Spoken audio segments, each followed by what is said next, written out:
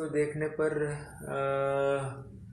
Doctor उसको तुरंत उसका ट्रीटमेंट चालू करना प्रारंभ करते हैं।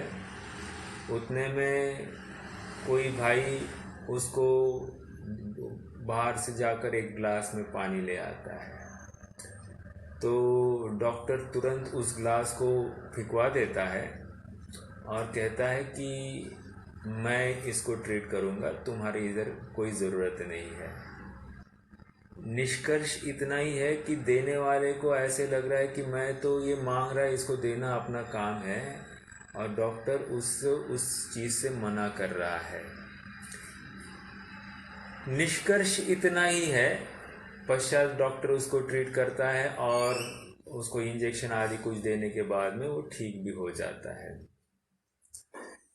निष्कर्ष बात इस चीज़ का है कि यदि उस जीव को पानी पिलाया जाए तो वो पानी उसके लिए विपरीत असर करेगा और उसका प्राण भी गंवाने के अवसर हो सकते हैं। कहने की बात इतनी ही है कि इस संसार में जो जीव दुखी हो रहा है और दुख दूर करने के नाम पर जितने भी उपाय विचारता है या करता है, ये इसको और गहरी खाई में डालते हैं।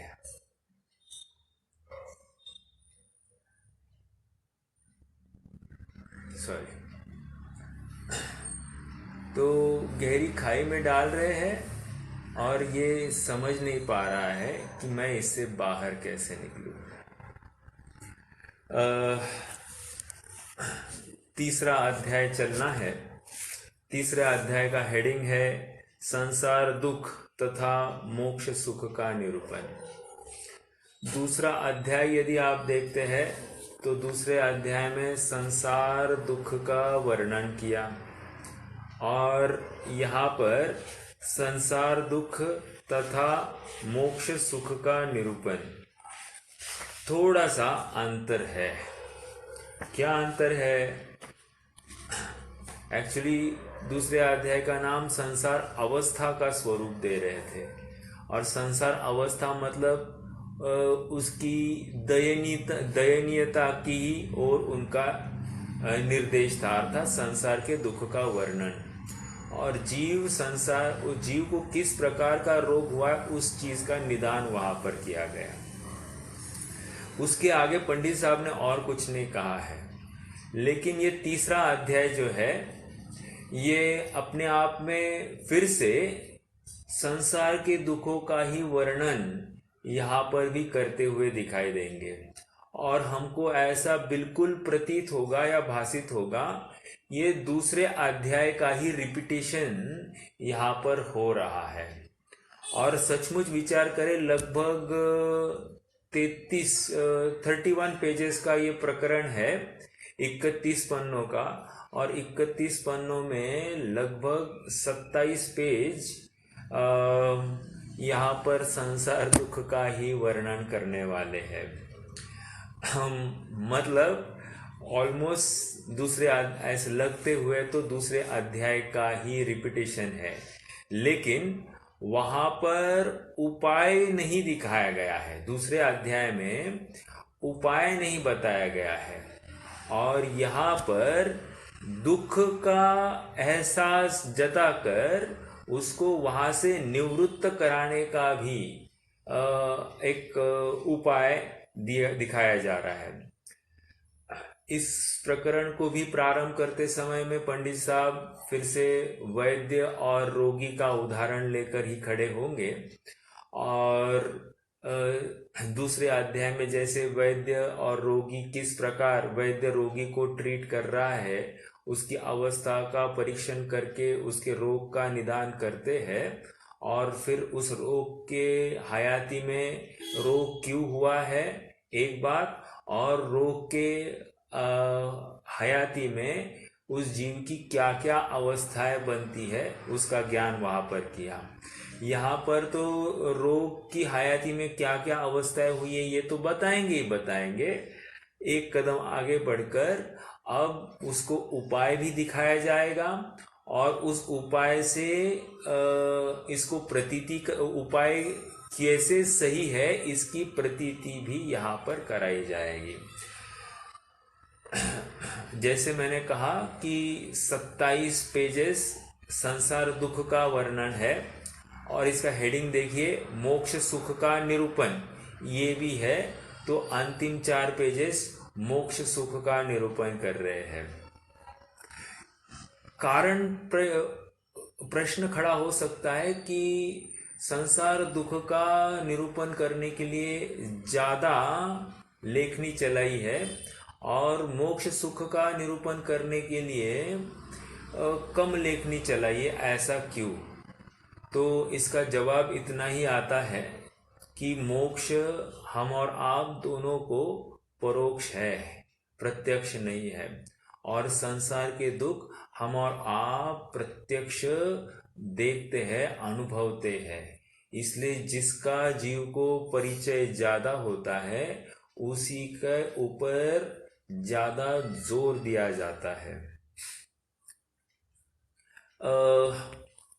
समयसार की 6वीं गाथा की 6वें कलश की टीका है मेरे ख्याल से। तो वहाँ पर एक प्रश्न खड़ा किया गया। समयसार कलश की 6वें कलश के पश्चात एक प्रश्न खड़ा किया गया कि क्या चैतन्य की अनुभूति आत्मा की अनुभूति है या सम्यक्त्व पद को दे सकती है? प्रश्न क्या है? चैतन्य की अनुभूति क्या इस जीव को सम्यक्त्व पद को दे सकती है? तो उसका समाधान करते हुए टीकाकार ने ऐसे लिखा है कि वैसे तो एक चार्वाक मत को छोड़कर सभी मत यही मानते हैं कि चैतन्य की अनुभूति वो सम्यक्त्व है या सुख का कारण है। ऐसा होते हुए भी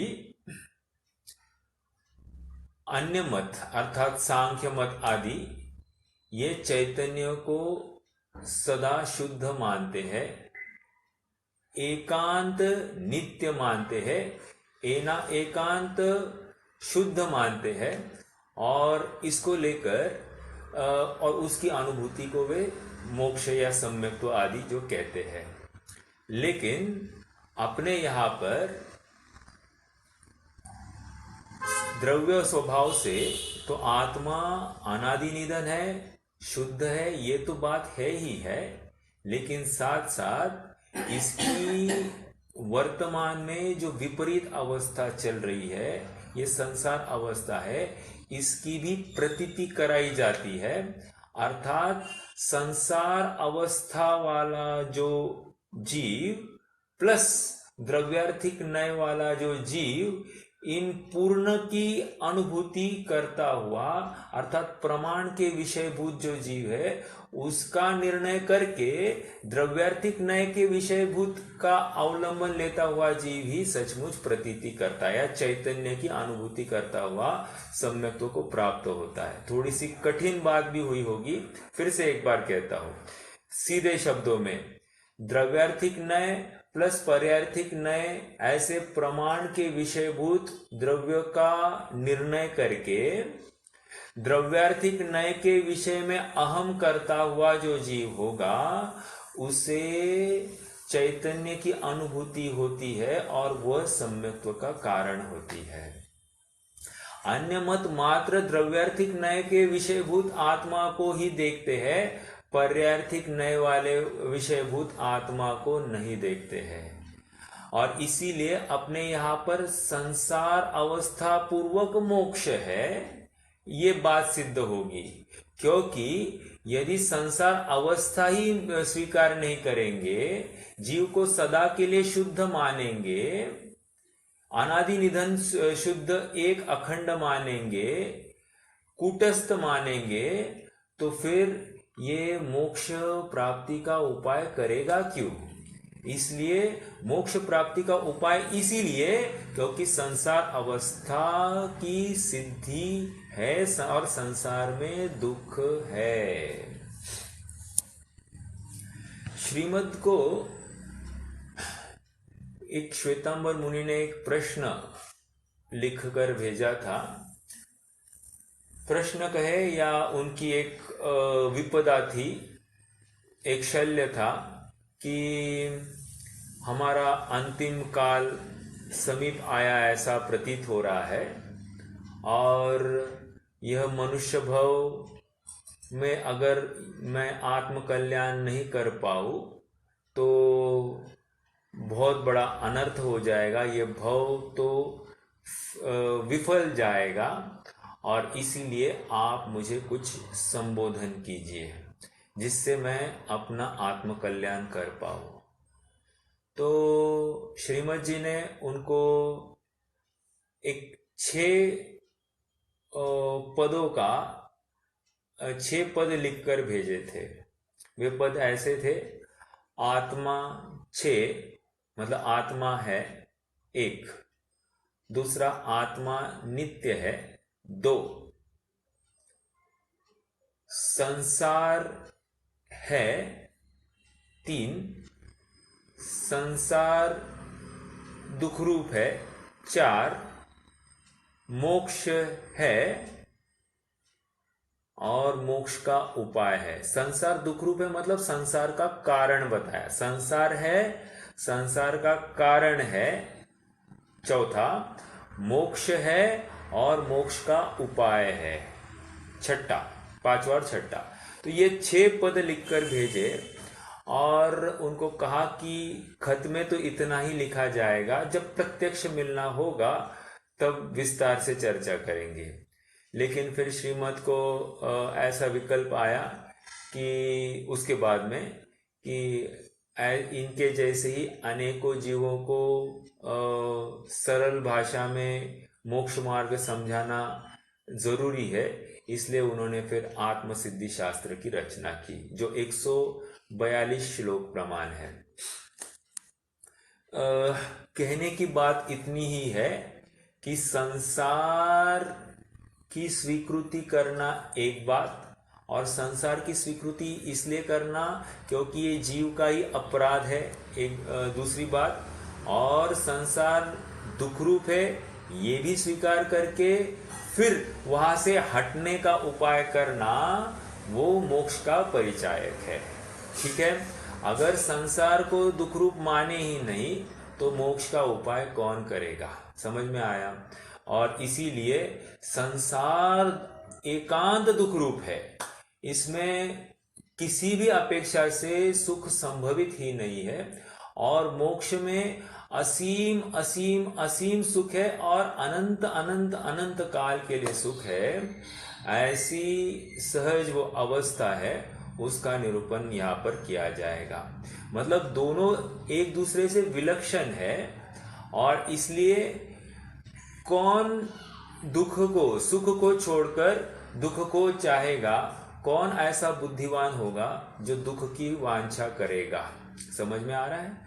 तो यही प्रकरण अब इस अध्याय में चलने वाला है, तो थोड़ा सा पढ़ते हैं। पहले तो मंगलाचरण है, मंगलाचरण को एक बार समझते हैं। सो निज भाव सदा सुखद, अपनो करो प्रकाश, जो बहुविधि भव दुख निको, करी है सत्तानाश। बढ़िया एकदम भाव है। सो निज भाव सदा सुखद, मतलब मेरा जो भाव है, ये जो चैतन्य भाव है, जो स्वभाव भाव है, वो कभी भी दुख का कारण नहीं हो सकता, आकुलता का कारण नहीं हो सकता। वो तो सुख ही है, निराकुल ही है, शाश्वत ही है, निरापद ही है। ऐसा मेरा निज चैतन्य स्वभाव है। ये सुख रूप ही होता है, सुखकार भी होता है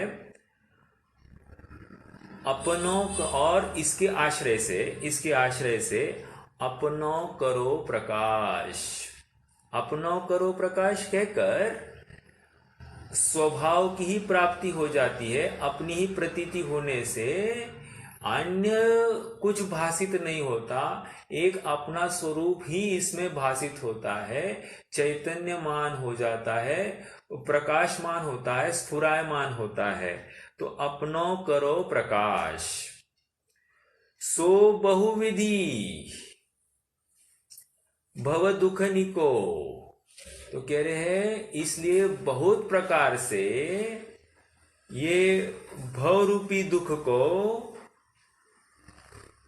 मतलब बहुत बहुत प्रकार से दुख को, ये संसार के अनेक प्रकार के दुखों को, बहुविधि मतलब अनेक प्रकार के दुखों को करी है सत्ता नाश। अर्थात संसार की जो सत्ता है उस सत्ता का अभाव करता हुआ यह निज स्वभाव का आश्रय है, जो अत्यंत अत्यंत आनंदमयी है, अत्यंत सुखमयी है, निराकुल है, निश्चिंतता प्रदान करने वाला है, और यह आनंद रूप है। ठीक है। और भविष्य में साक्षात मोक्ष का कारण है। भविष्य क्या, वर्तमान ही अपने स्वभाव की प्रतीति, अनुभूति, ये मोक्ष ही है। समझ में आया? तो यहाँ पर मंगलाचरण का ये भाव है। आगे बढ़ते हैं। अथ, फिर से यह शब्द आ गया, अथ। अथ जैसे ये मंगलवाची शब्द है। अथ मतलब अब यू टर्न लेने वाले हैं, मतलब अब तक जितने दुख थे अब वो खत्म होने वाले हैं। अथ ये मंगलवाची शब्द है। अथ इस संसार अवस्था में नाना प्रकार के दुख है, उनका वर्णन करते हैं। देखिए एक छंद आता है ना, जो संसार विषय सुख होता तीर्थंकर क्यों त्यागे, काहे को शिव साधन करते संयम सो अनुरागे। वही बात है ना, अगर संसार में सुख यदि होता तो तीर्थंकर इससे त्याग कर इसको, इस संसार अवस्था या जो तीर्थंकर में भी यहाँ पर विशेष रूप से जो 16वें 17वें और 18वें तीर्थंकर है उनकी मुख्यता से कथन है, क्योंकि वे चक्रवर्ती भी थे, कामदेव भी थे और आगे बढ़कर तीर्थंकर भी हुए। तो ऐसे तीन तीन पदों के धारी जिनके पास में सारे 6 खंड का विभूति और सारे 6 खंड में उनके जैसा सुंदर रूप किसी का नहीं, ऐसा सहज ही शरीर की रचना, ये ऐसे तीर्थंकर को संसार में किस प्रकार के सांसारिक दुख का सामना था। क्यों? क्योंकि भोजन की व्यवस्था देव करते थे, कपड़ों की व्यवस्था देव करते थे। यहाँ पर ऐसी कोई भी कमी नहीं थी कि उनको आकुलता हो जाए। एक पत्नी भी अपने अधीन नहीं चलती। ये यहाँ पर 96,000 रानियां अपने अधीन, एक सामने वाले व्यक्ति आपकी इच्छा के अनुसार नहीं चलता है। यहाँ 6 खंड की जनता इनके अधीन, इनके नतमस्तक। ऐसी कोई भी चीज नहीं है कि इनके विपरीत हो रही है। अर्थात यहाँ वैराग्य का यत् किंचित भी कारण दिखाई नहीं दे रहा है, और ऐसा होते हुए भी इन्हें संसार में दुख दिखाई दे रहा है। तो विद्वानों ने तो यहाँ पर उपेक्षा भाव ऐसा कह रहे हैं, मतलब कहते हैं कि उनके आंखों में मोतिया हो गया था, जो उनको सुख दिखाई नहीं देता है। हमारी जो प्रवृत्ति है, हमारी प्रवृत्ति यही दर्शाती कि उनको मोतिया हो गया होगा, हालांकि उनको कुछ हुआ नहीं था। हुआ तो मोतिया हमको है, और हमको मोह रूपी मोतिया हो गया है, जिसकी वजह से हमको यथार्थ वस्तु का परिचय या प्रतीति होती हुई दिखाई नहीं दे रही है। समझ में आ रहा है? तो इस संसार अवस्था में नाना प्रकार के दुख है, उनका वर्णन करते हैं। अरे एक दुख हो तो बताए, नाना प्रकार के दुख है। प्रत्येक समय में यह दुख से घिरा हुआ जीव है, ऐसा होते हुए भी ये वहां पर सुख की कल्पना करता है। ये कितनी बड़ी इसकी गलती है, ये समझा रहे हैं। इस संसार अवस्था में नाना प्रकार के दुख है, उनका वर्णन करते हैं, क्योंकि यदि संसार में भी सुख हो तो संसार से मुक्त होने का उपाय किस लिए करे। मैंने जो पहले बात रखी कि संसार दुख रूप भासित होगा तभी तो मोक्ष का प्रयास करेगा। यदि आत्मा को एकांत शुद्ध सुख का पिंड माना जाए, अनादि निधन माना जाए, तो फिर मोक्ष के लिए प्रयास कौन करेगा। यहाँ पर दुख है और दुख का अभाव हो सकता है, उसका उपाय हो सकता है, इसका परिचय या इसकी जानकारी हुए बिना प्रतीति भी नहीं होती है। जैसे रोगी को रोग हुआ है, ये रोग होने के बाद में, ये निश्चित होने के बाद ही उसका उपाय करेगा। समझ में आया? रोग हुआ है यही स्वीकार नहीं है, रोग वाली अवस्था को ही वो दुख सुखरूप मान रहा है, तो फिर उसको सुधारने का कौन यत्न कर सकता है। जैसे विचार कीजिए ना, हमको सुबह उठते ही भूख लगती है, हम भोजन करते हैं, तो हमको वो रोग लगता है क्या कभी? और हम भगवान के पास जाकर तृषा क्षुधा रोग विनाशाय ऐसी हम कामना करके आते हैं, लेकिन जैसे ही भोजन के थाली के सामने बैठते हैं, हमको वो रोग नहीं, हमारा स्वास्थ्य दिखाई दे रहा है, हमारा सुख दिखाई देता है। निश्चित रूप से कोई ना कोई फर्क है, या तो भगवान सही है या हम सही है। और यदि हम सही है तो हम यहाँ बैठे क्यों है? तो इसका निर्णय तो यही है कि हमको प्रत्येक अवस्था में सुख भासित होता है। और आचार्य पंडित जी साहब कह रहे कि ये जो यत्न कर रहा है वे सभी दुख के कारण है, आकुलता उत्पन्न करने वाले हैं, वर्तमान में भी है और भविष्य में भी दुख के संयोग वाले हैं। ठीक है?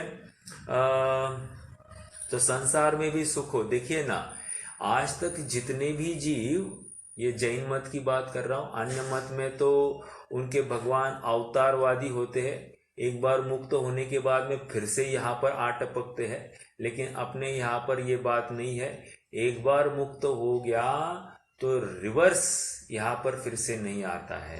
क्यों? क्योंकि सुख की अवस्था छोड़कर यहाँ पर दुख में कौन आएगा। और फिर अगर यहाँ पर दुख में आया तो यही उसका परिचायक होगा कि वहाँ पर सुख नहीं है। समझ में आया? तो यहाँ पर ये कह रहे हैं कि संसार में सुख हो तो संसार से मुक्त होने का उपाय किस लिए करे। देखो, मुक्त होने का उपाय कहते हैं और संसार का कारण बताएंगे। संसार का कारण और मुक्त होने का उपाय। मुक्त होने का कारण नहीं बताया जाता है, वहां तो उपाय, रेमेडी बताई जाएगी। ठीक है? इस संसार में अनेक दुख है, इसलिए संसार से मुक्त होने का उपाय करते हैं।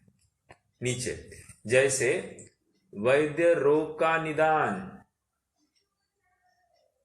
और उसकी अवस्था का वर्णन करके रोगी को रोग का निश्चय कराकर फिर उसका इलाज करने की रुचि कराता है, उसी प्रकार यहाँ संसार का निदान तथा उसकी अवस्था का वर्णन करके संसारी को संसार रोग का निश्चय करा के अब उसका उपाय करने की रुचि कराते हैं।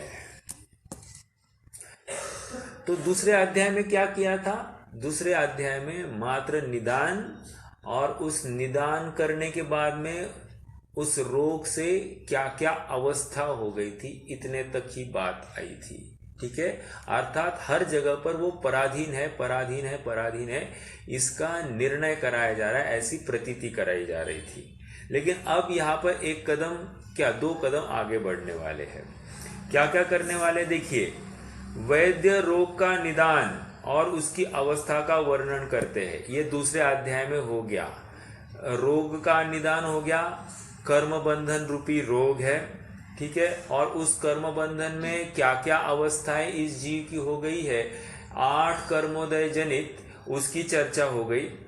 अब क्या करे, रोगी को रोग का निश्चय कराकर अब क्या करे, ये अवस्था है, मानो है कि नहीं ऐसी तुम्हारी अवस्था। देखो कल लास्ट पैराग्राफ क्या कहा था, सो कहा गया, सो हे भव्य, अपने अंतरंग में विचार कर कर देख कि ऐसे ही है कि नहीं। विचार करने पर ऐसा ही प्रतिभासित होता है। यदि ऐसा है तो तू यह मान कि मेरे अनादि संसार रोग पाया जाता है। तो ये क्या हो गया, रोगी को रोग का निश्चय कराया गया।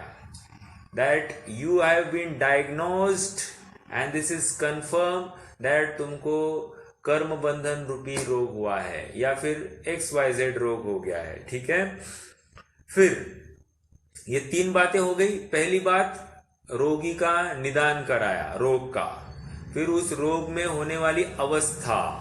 तीसरा, अभी उस रोगी को निश्चय कराना, प्रतीति कराना, हाँ मुझे ऐसे ही रोग हुआ है। ये प्रतीति कराना क्यों जरूरी है? क्योंकि यदि वो कॉन्फिडेंस नहीं हो कि ये मुझे रोग हुआ है, तो वो आगे उसका उपाय ही नहीं करेगा या उपचार ही नहीं करेगा, या जो कोई दवाई बता रहे हैं वो दवाई नहीं लेंगे। जैसे हमेशा आजकल क्या होता है कि मान लीजिए किसी को कोई रोग हो गया, तो वो क्या करते, सेकेंड ओपिनियन लेते कि नहीं लेते? सेकेंड ओपिनियन क्यों ले रहे ये सेकेंड ओपिनियन इसी का परिचायक है कि 100% ये चूक सकता है, इसलिए दूसरा ओपिनियन लिया जाता है। और फिर दूसरा ओपिनियन लेने के बाद में फिर निश्चय करते हैं कि हाँ, फिर निर्णय हो जाता है कि मुझे ये रोग हो गया है। वैसे ही यहाँ पर कह रहे हैं, यहाँ पर दूसरा ओपिनियन लेने की बात नहीं है, क्योंकि नाना प्रकार से ऐसे डायग्नोसिस हो गई है कि जो वैद्य है, ये वैद्य चूकने वाला नहीं है। क्यों चूकने वाला नहीं है? क्योंकि ये वीतरागी सर्वज्ञ के अनुसार चलने वाला वैद्य है, और जब उनकी बात है तो फिर यहाँ पर गलत होने की कोई भी संभावना नहीं, कोई गुंजाइश नहीं है। ठीक है, हाँ ऐसे हो सकता है यदि बात तो उनकी सुन रहा है लेकिन स्वयं राग रूप परिणमित हुआ है तो फिर दोष आ सकता है। लेकिन स्वयं राग द्वेष से परिणमित नहीं हुआ हो तो फिर उसको ये प्रॉब्लम नहीं आएगी। क्या क्या हुआ, निश्चय कराकर, रोगी को निश्चय कराना, चौथा पॉइंट हो गया, सॉरी तीसरा पॉइंट हो गया। फिर उसका इलाज करने की रुचि कराता है। जब तक प्रतीति नहीं हो, कॉन्फिडेंस नहीं हो, फिर आगे बढ़ नहीं सकता है। और कॉन्फिडेंस मतलब रोग का डायग्नोसिस हो गया, लेकिन मैं ही तुम्हें इस रोग से मुक्त करा सकता हूं, यह भी विश्वास दिलाना जरूरी है। फिर उसके लिए वो क्या करेगा, उसके लिए वो एक थोड़े से रेफरेंसेस देगा। तुम इसको जानते हो, ये देखो, चलो मेरे साथ में। और हॉस्पिटल में उसके जैसे ही जो कोई रोगी होंगे उन सब से मिलवाता है और उनकी भी पूर्व की अवस्था का ज्ञान कराता है, और अभी वर्तमान में उस उपाय से उत्पन्न हुई निरोगता का भी ज्ञान कराता है। तो ये प्रतीति कराना कि देखो तुम्हारे जैसे ही ये थे और अब इनको मैंने ठीक किया है, और उनके मुख से बुलवाना कि हाँ इन्होंने मुझे ठीक किया है। देखो पेपर में भी हमेशा एड्स आती है कि मुझे 15 साल से घुटने का दर्द था और मैंने एक बार इस डॉक्टर के पास गया तो डॉक्टर ने मुझे जो प्रॉपर डायग्नोसिस करके मुझे जो ट्रीटमेंट दी है, मैं एकदम वो दवाई लेकर मैंने तंतोतंत उनके परहेज का पालन किया, तो आज मैं एकदम निश्चिंत हो गया हूँ। पहले मैं चल नहीं सकता था, अब मैं चल सकता हूँ। तो ये क्या हुआ, ये रेफरेंस दिया। ऐसे ही यहाँ पर वैद्य रेफरेंस के माध्यम से इस रोगी को निश्चित कराए, उसका कॉन्फिडेंस बिल्ड करे, हाँ मुझे भी इसके जैसे ही रोग हुआ था एक बार, और दूसरा मैं भी ठीक हो सकता हूं, ये दूसरी बात। क्योंकि अगर उसके ये कॉन्फिडेंस नहीं आए कि मेरे बचने की कोई संभावना है, तो वो फिर से प्रयास नहीं करेगा। तो यहाँ पर वैद्य बिल्कुल चाहता है कि ये प्रयास भी करे। अगर उसको वो प्रतीति नहीं होती है कि प्रयास करके मैं निरोगी हो सकता हूँ, तो वो पुरुषार्थ भी नहीं करेगा। वैसे यहाँ पर कह रहे कि कोई जीव है और उसको अनादि कर्म बंधन रूपी रोग है ये, और इस कर्म बंधन के वजह से यह जीव अत्यंत दुखी हुआ है, जबकि इसका स्वभाव अत्यंत सुखी होने का है, और ये होते हुए भी ये वर्तमान में बहुत दुख को भोग रहा है। तो इसको प्रतीति कराई जाती कि देखो ये भी अब सुखी हो गए हैं, तुम भी ऐसे ही उपाय करोगे तो तुम्हारा भी ऐसे सच्चे सुख की प्राप्ति तुम्हें भी हो सकती है, तुम निरोगता को प्राप्त हो सकते हो। ये उसको विश्वास दिलाकर उसकी रुचि बढ़ाई। ठीक है। उसी प्रकार यहां संसार का निदान तथा उसकी अवस्था का वर्णन करके संसार रोग का निश्चय करा के अब उसका उपाय करने की रुचि कराते हैं। दृष्टांत और सिद्धांत की बात हो गई। आगे बढ़ते हैं। जैसे अब उदाहरण रोगी का ही दे रहे हैं, तो पढ़ते हैं। जैसे रोगी रोग से दुखी हो रहा है, एक मतलब किससे दुखी हुआ है, रोग से, परंतु उसका मूल कारण नहीं जानता है। जैसे हमने कहा था कि उदाहरण लिया था, जो पागल कुत्ता काट गया है और पागल कुत्ता काटने के बाद में पानी पिलाया, कुत्ता काटने पर पानी पिलाया नहीं जाता है। तो यदि वो उपाय, अभी ये बिल्कुल चाहता है कि मुझे इतनी प्यास लगती है और यदि पानी नहीं पीऊं तो मैं मर जाऊंगा, ऐसा उसको बिल्कुल विश्वास हो रहा है, लेकिन ये जो उपाय है वो गलत है, झूठा है, दुख का कारण है, ऐसा उसको प्रतीति कराई जाएगी। ठीक है। तो यहाँ पर रोग से दुखी हो रहा है, एक उसका मूल कारण नहीं जानता, मतलब वो जितने भी उपाय कर रहा है या रोग का कारण नहीं जान रहा, एक इतना ही लेते हैं।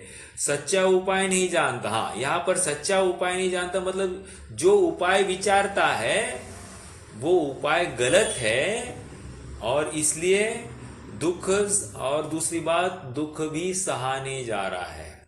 समझ में आया? दुख भी सहा मतलब प्यास से इतना आकुल व्याकुल है कि पानी नहीं पिए तो मैं मर जाऊंगा, दुख सहा नहीं जा रहा है। ओके, तब तो उसे भाषित हो वही उपाय करता है, और उस समय में फिर उपाय क्या करेगा, उसको जो इष्ट लगे, यथार्थ लगे, वही उपाय वो विचारता है। जैसे फॉर एग्जाम्पल मान लीजिए कि मेरे पास में कोई संयोग की कमी है, ठीक है, तो वो संयोग की कमी है और उसको लेकर हम सबको कोई आकुलता है, तो वो आकुलता संयोग, और ऐसे बिल्कुल लग रहा है कि ये संयोग मुझे मिल जाए तो मेरा काम हो जाएगा, मेरी आकुलता हट जाएगी। तो यहाँ पर ये समझा रहे हैं कि वो संयोग मिलने से तुम्हारी आकुलता घटने वाली नहीं है, तुम्हारी तो कषाय और तीव्र होने वाली है। और इसलिए ये ऐसी है कि जैसे आग में और ईंधन डाला जाए। क्यों? आग में जितना भी ईंधन डाला जाता है वो क्या करती है, आग को और भड़काती है। वैसे ही ये जितने भी उपाय करता है वे उपाय इसके और कषाय को तीव्र करते, इस जीव को और दुखी करते हैं। तब जो उसे भासित हो वही उपाय करता है, इसलिए दुख दूर नहीं होता है, क्योंकि उपाय ही गलत है। रोग का अभाव कब होगा? यथार्थ औषधि लेने पर होगा। जैसे आग को मिटाना है तो आग कब मिटेगी? उसे ईंधन से रोका जाए तब। और यहाँ पर क्या हो रहा है कि ईंधन में ही और तेल डालने से कैसे आग बुझेगी? ठीक है। तब तड़प तड़प कर परवश हुआ उन दुख को सहता है। तो यहाँ पर तड़प तड़प कर देखो, विचार कीजिए ना, मतलब कितनी तड़पन होगी। हम शब्दों में इसको आंक नहीं सकते। इसका तो एक चित्रीकरण होना चाहिए कि ऐसा जीव है। एक छोटा उदाहरण पानी का है।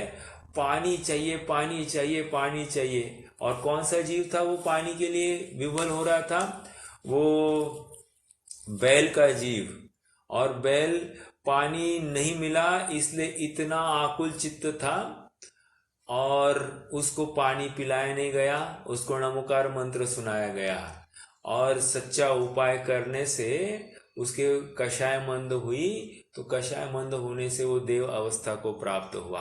मतलब संक्लेश के परिणाम मंद कषाय रूप होते ही वो उत्कृष्ट अवस्था को प्राप्त हो जाता है। उपाय यथार्थ होने से कार्य भी यथार्थ होता हुआ दिखाई देता है। और उपाय गलत हो तो कार्य भी विपरीत होता है और दुख रूप हो जाता है। ऐसा हमको सहज ही दिखाई दे रहा है। जैसे कौन से चक्रवर्ती थे कि उन्होंने सोचा कि मैं दूसरे सगर चक्रवर्ती, शुभम चक्रवर्ती, कि दूसरे षटखंड को भी जीत लूं। एक से क्या होता है, दूसरा षटखंड भी जीत लूं। ऐसा ही जो उनको विकल्प आया, बहुआरंभ बहु परिग्रह, और इसलिए वस्तु स्वरूप से विपरीत ऐसा विकल्प, ऐसी मान्यता वो दुख का कारण, और ये नरक अवस्था को प्राप्त हो गए। उन उपाय को झूठा बतलाए, हाँ कहा गया, हाँ उसे वैद्य दुख का मूल कारण बतलाए। अब यहाँ पर फिर से आ गए अब वैद्य की तरफ से। ये तो जीव की क्या अवस्था हो गई है ये बताया। अब उसका वैद्य के माध्यम से समझा रहे। वैद्य दुख का मूल कारण बतलाए कि तुम्हें ये जो हार्ट की बीमारी हो गई है, ये तुम्हारे अनाप शनाप खाने से, रात्रि खाने से, जंक फूड खाने से, बहुत ऑयली खाने से, ये सब उसकी वजह से तुम्हें ये प्रॉब्लम हो गया है। मूल कारण बतला रहे हैं। हार्ट की बीमारी हुई, ये मूल कारण, ठीक है।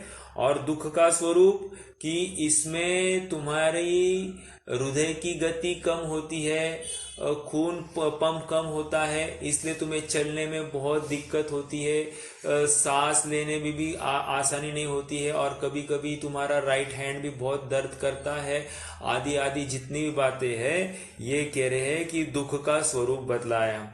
और उन उपाय को झूठा बतलाया। और वो उपाय क्या करता है, थोड़ी सी एक हाथ क्रोसिन ले लेगा या फिर थोड़ा सा एक्सरसाइज कर लेगा, ये जो उपाय है वे झूठे हैं। तब सच्चे उपाय करने की रुचि होती है। क्यों? ये उपाय झूठे बतलाकर, और एक बात कहना है, ये उपाय झूठे बतलाकर ये तो तुम्हारा घात कर रहे हैं, तुम्हें लाभ नहीं हो रहा है, उल्टा और नाश कर रहे हैं तुम्हारे अवस्था का। तो तब सच्चे उपाय करने की रुचि होती है। क्योंकि जब तक उपाय कर रहा है यहां तक बात करें तो कोई प्रॉब्लम नहीं, लेकिन नुकसान बहुत हो गया है तुम्हें, ये ज्ञान कराने के बाद में ये थोड़ा सा ठिकाने पर आ जाता है। हाँ, ये नुकसान हो रहा है तो फिर ठीक है, चलो फिर जिससे फायदा होगा वो करेंगे। देखो, ना सही ज्यादा फायदा ज्यादा ना हो लेकिन नुकसान तो ना हो, ये हमेशा हमारी रणनीति होनी चाहिए। जैसे मान लीजिए कि पैसे कम कमा रहे हैं तो फिर हम पैसे भी कम खर्च करेंगे, इतना तो हम कर सकते हैं। मतलब money save is money earn, ऐसी रीति नीति पर भी कोई चले तो उसमें हर्जा नहीं है, वो भी एक प्रकार की कमाई है।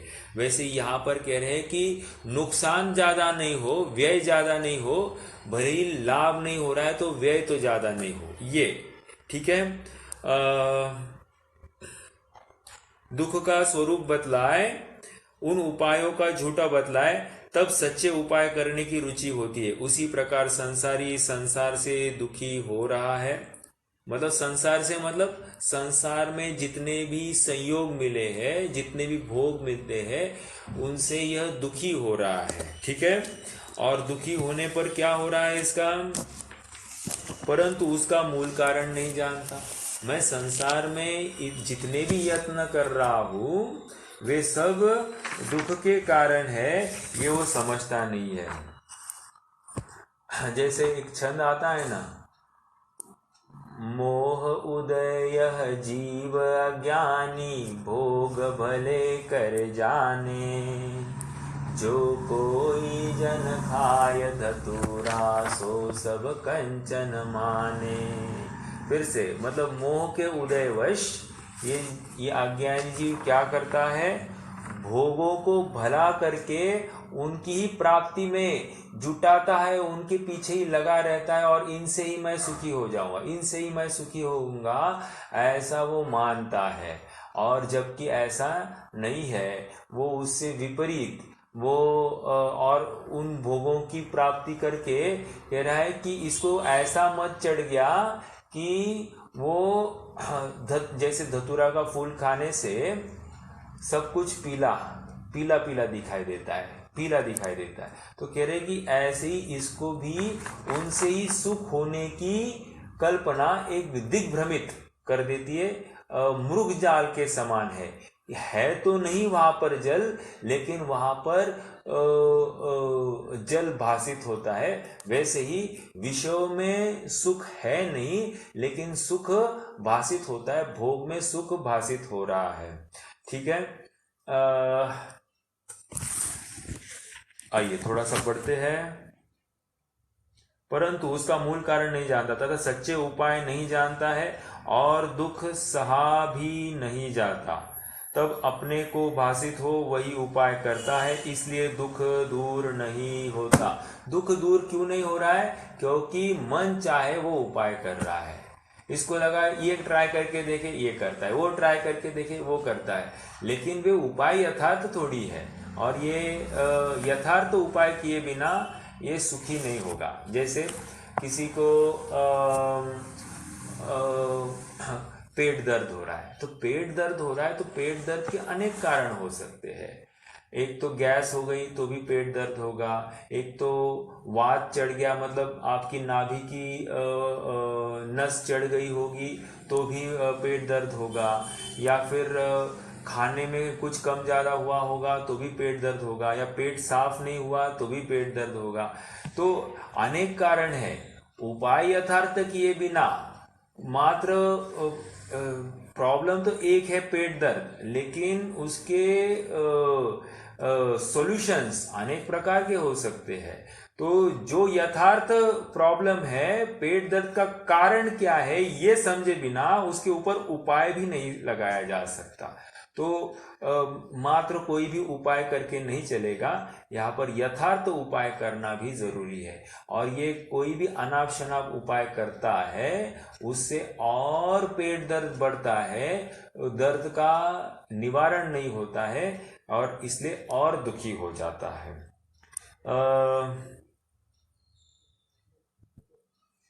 उसे यह दुख का मूल कारण बतलाते हैं, दुख का स्वरूप बतलाते हैं, और उन उपायों को झूठ बतलाए तो सच्चे उपाय करने की रुचि हो, इसलिए यह वर्णन यहाँ करते हैं। Underline this last line. देखो सेकंड दूसरे अध्याय में और इस अध्याय में ये स्ट्राइकिंग डिफरेंस है। दूसरे अध्याय में रोग का निदान हो गया और वहां की अवस्था, उस रोग के उदय से क्या क्या अवस्था हुई, इतनी बात हो गई।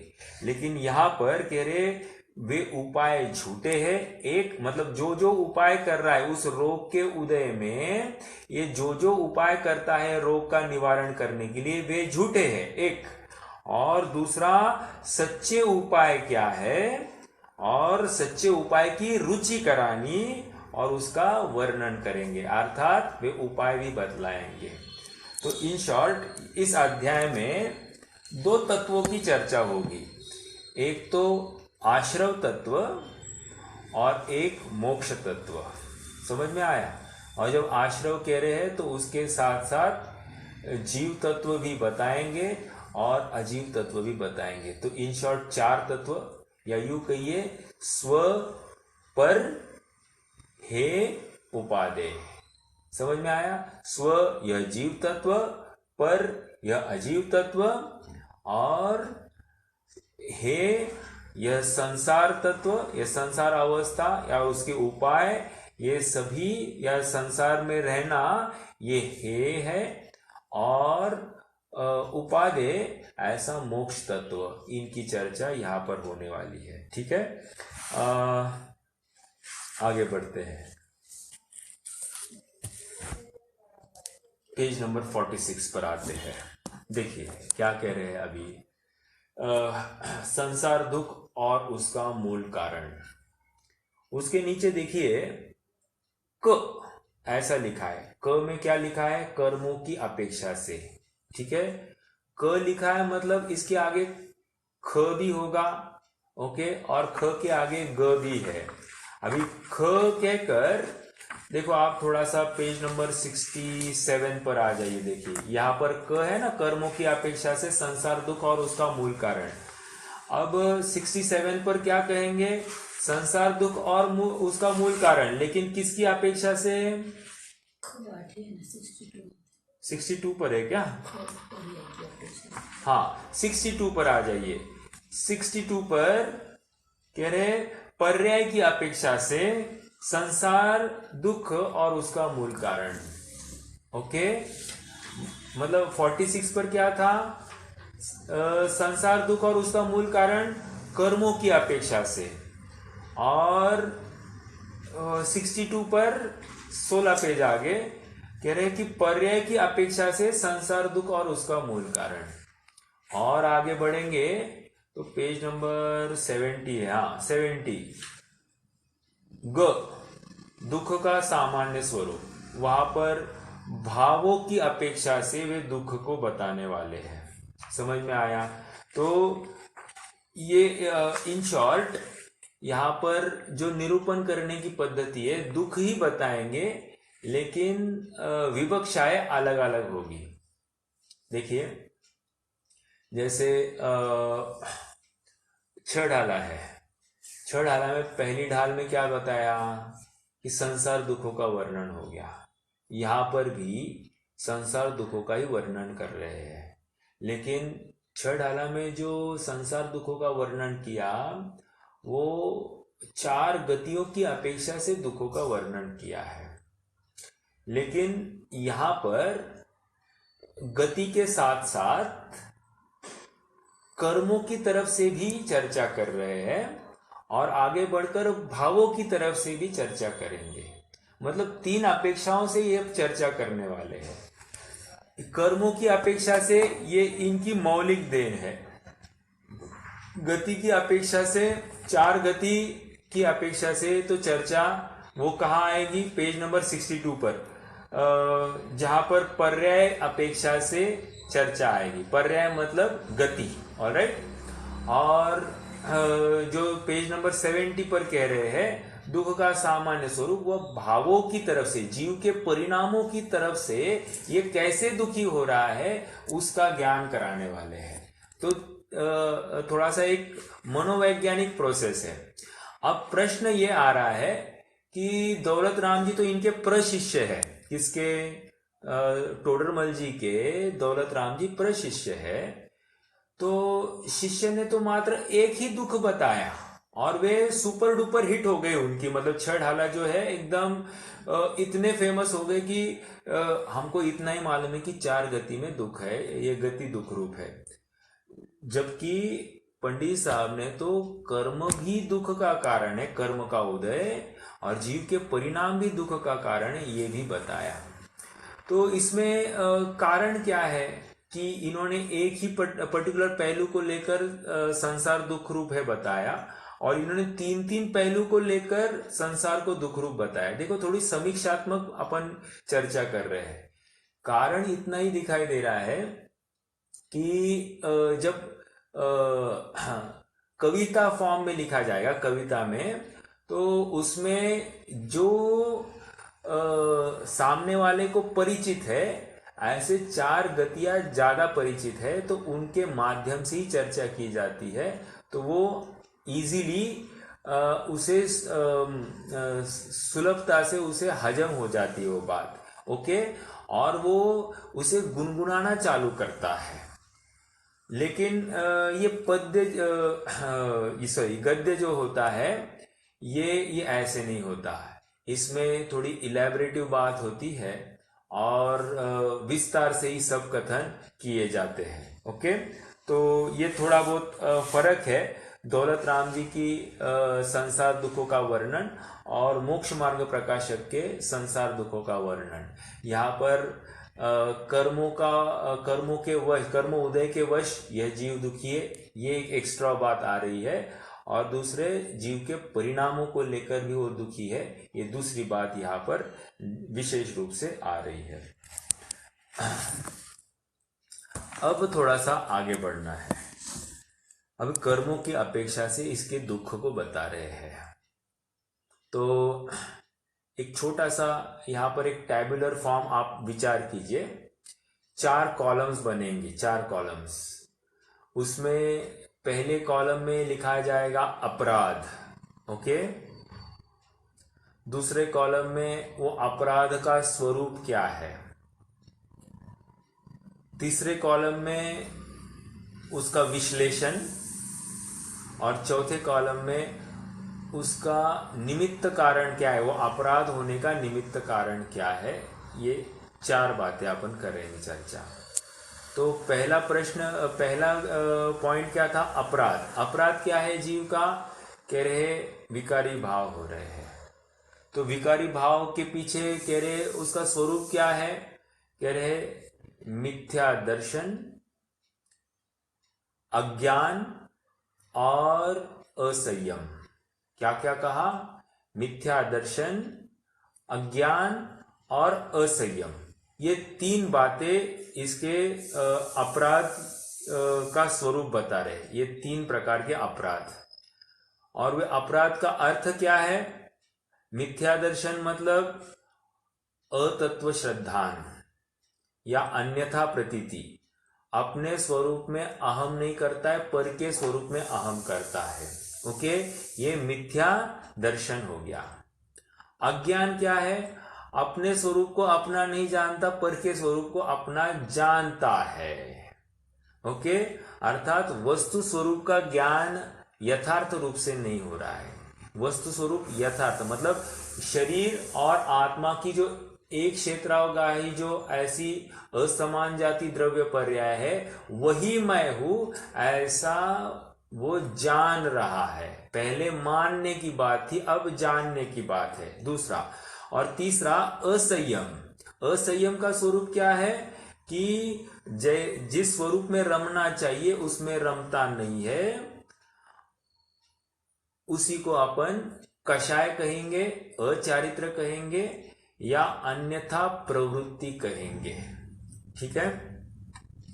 अब मिथ्या दर्शन का कारण क्या है, कह रहे दर्शन मोह, कर्म, दर्शन मोहनीय कर्म, यह मिथ्या दर्शन का कारण है। अज्ञान का कारण क्या है, तो कह रहे यहां पर भी दर्शन मोहनीय कर्म ही कारण है, निमित्त कारण, निमित्त कारण। नॉट कर, उपादान कारण नहीं, निमित्त कारण। और असंयम जो हो रहा है उसमें कारण कौन है? उसमें कारण कह रहे हैं चारित्र मोह है, चारित्र मोहनीय कर्म का उदय है। तो ये इस प्रकार से ये टेबल बन रहा है। ये टेबल पहले पैराग्राफ का परिचायक है, ठीक है। और एक बढ़ने से पहले आपका ध्यान एक आकर्षित करना चाहता हूँ। जैसे उमा स्वामी ने संसार का कारण क्या कह रहे हैं? मिथ्या दर्शन, मिथ्या ज्ञान और मिथ्या चारित्र। उसी को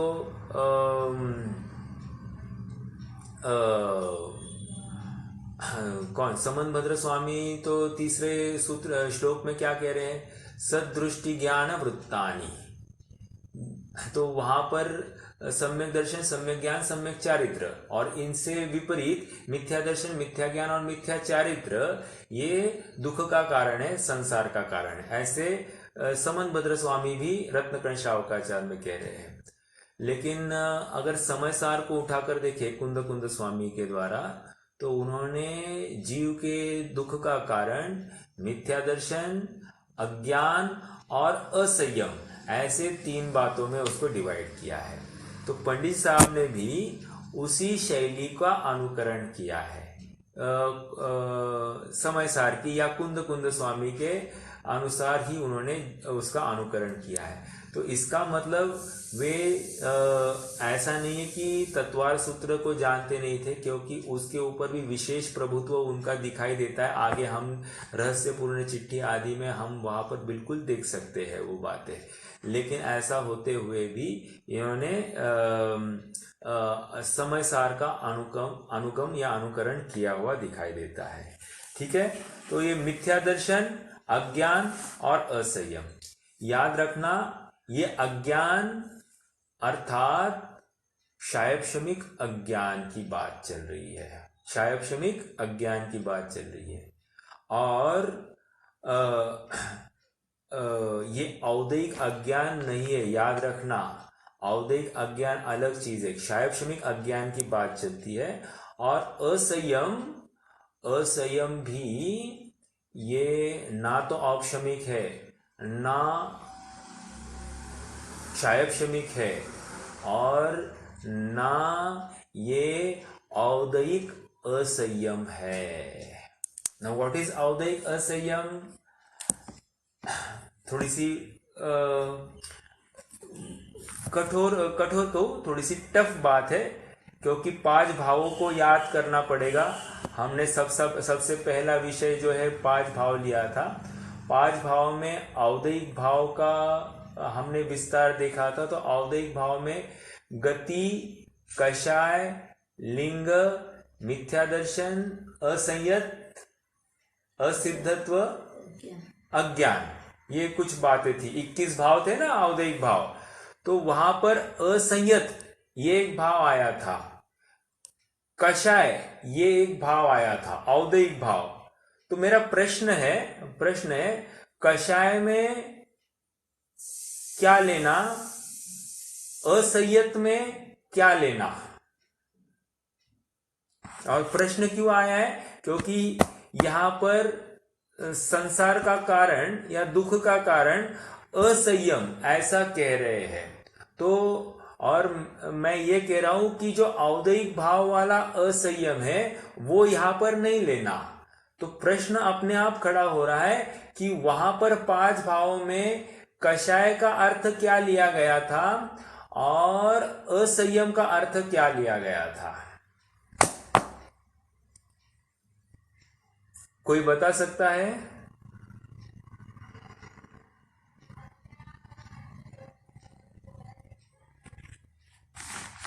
काफी दिन हो गए हैं, व्हाइट वॉश हो गया है, अब फिर से नवीनता से पेंट करने की जरूरत है। चलिए, तो यह है कि कषाय मतलब, कषाय का अर्थ वहां पर प्रत्याख्यानावरण और संज्वलन कषाय लेना, ठीक है। कौन से? प्रत्याख्यानावरण और संज्वलन कषाय। असंयत का अर्थ ये औदैहिक भावों की चर्चा चल रही है। असंयत का अर्थ, अरे अभी तो संज्वलन बताया, क्या आप ध्यान नहीं दे रहे हो? वहां पर असंयत का अर्थ अप्रत्याख्यानावरण कर्म कहना। असंयम में कारण कौन है? अप्रत्याख्यानावरण। और फिर अनंतानुबंधी तो आई ही नहीं है। तो कह रहे हैं जो मिथ्यात्व जो है ना, मिथ्यात्व जो औदैहिक भाव है उसके साथ में ही अनंतानुबंधी लेनी है, क्योंकि मिथ्यात्व जहां जहां होता है वहां वहां अनंतानुबंधी होती ही होती है। तो इसीलिए, और वो अनंतानुबंधी या मिथ्यात्व के उदय में वहां पर मिथ्या चारित्र होता है। भले ही यहां पर इन्होंने असंयम लिखा है, लेकिन इस असंयम का अर्थ औदैहिक असंयम नहीं, ऐसा मैं कह रहा हूं। अपने को यह समझना पड़ेगा।